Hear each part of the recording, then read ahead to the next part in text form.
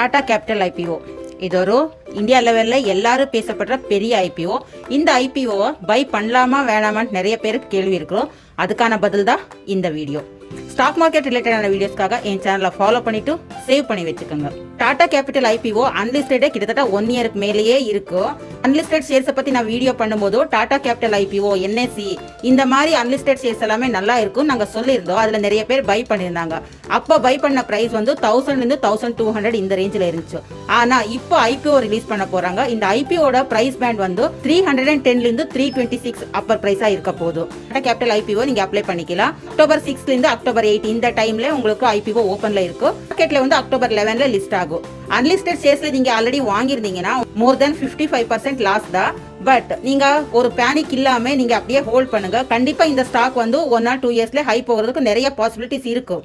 But unlisted ஷேர்ஸ்ல வாங்காம இப்போ ஃப்ரெஷ்ஷா நீங்க அப்ளை பண்ண போறீங்கன்னா உங்களுக்கு கண்டிப்பா ஒரு நல்ல டிஸ்கவுண்ட் பிரைஸ்ல கிடைக்க போகுது.